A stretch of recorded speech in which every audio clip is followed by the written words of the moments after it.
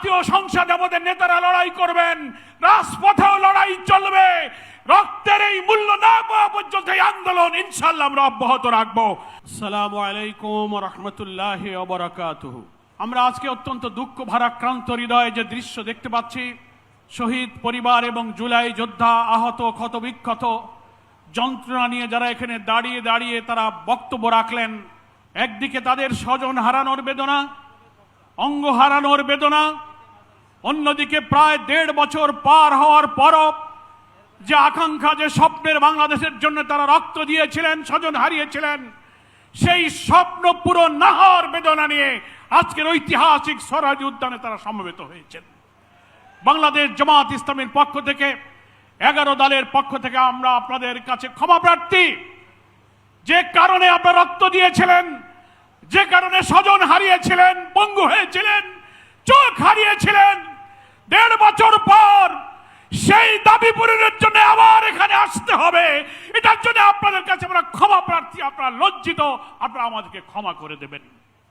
কিন্তু আজকে জুলাই যোদ্ধা শহীদ পরিবারের বক্তব্যে পরিষ্কার হয়েছে, সরকার জনগণকে বিভ্রান্ত করার যত চেষ্টাই করুক, যারা জীবন দিয়েছে, অঙ্গ দিয়েছে, ত্যাগ করেছে, আরো ত্যাগের প্রয়োজন হলে 18 কোটি মানুষের মুক্তির জন্য এই গণভোটের রায়কে বাস্তবায়নের সংগ্রাম আমরা দুর্বার গতিতে এগিয়ে নিতে চাই।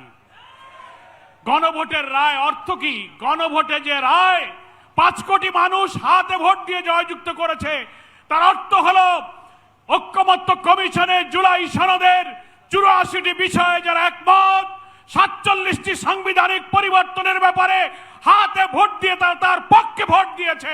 এমনকি প্রধানমন্ত্রী হার পক্ষে যদি ভোট দিয়ে থাকেন, তিনি এই গণভোটের রায় মানার পক্ষে হা বলেছেন। আজকে তিনি সেখান থেকে উল্টে যাচ্ছেন আর বিভ্রান্তিকর কথা বলছেন। আমরা অক্ষরে অক্ষরে মানব। তাই যদি মানেন, তাহলে কেন বলছেন নোট অফ ডিসেন্ট? গুরুত্বপূর্ণ সাংবিধানিক 10টি ব্যাপারে আপনি আপত্তি করেছেন, যেখানে সমস্ত সাংবিধানিক পদ, প্রধানমন্ত্রী হলে তিনি দলের প্রধান থাকবেন না, কেয়ারটেকার সরকার পদ্ধতির ব্যাপারে একটি পয়েন্ট আপনি নোট অফ ডিসেন্ট দিয়েছেন, উচ্চ কক্ষে পিয়ারের ব্যাপারে নোট অফ ডিসেন্ট দিয়েছেন, চুক্তি এবং আন্তর্জাতিক সমস্ত চুক্তির ব্যাপারে 2 কক্ষে অনুমোদনের প্রশ্নে আপনারা ডিসেন্ট দিয়েছেন।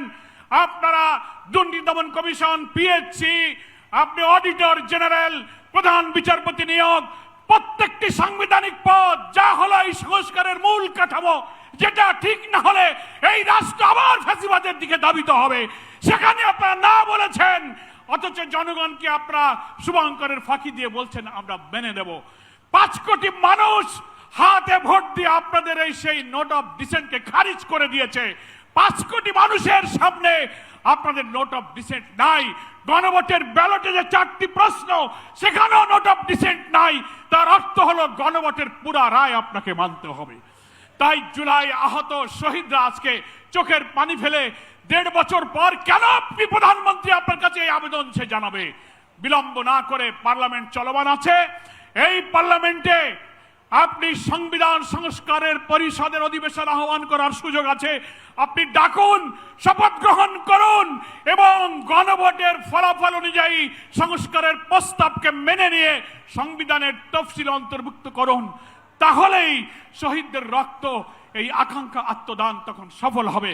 তা না হলে আবার যদি রক্তাক্ত আন্দোলনের দিকে এই শহীদদেরকে ঠেলে দেন, জাতির কাছে আপনাদেরকে নির্মম পরিণতি বরণ করতে হবে, যেটা 5ই আগস্টের বিপ্লব থেকে আপনাদেরকে শিক্ষা নিতে হবে। আমি আজকের এই ময়দানে উপস্থিত সকলকে আবারও আহ্বান জানাবো, 11 দলীয় ঐক্যের পক্ষ থেকে বিক্ষোভ, সমাবেশ, মিছিল, সেমিনার, গোলটেবিল, দীর্ঘ কর্মসূচি শুরু হয়েছে।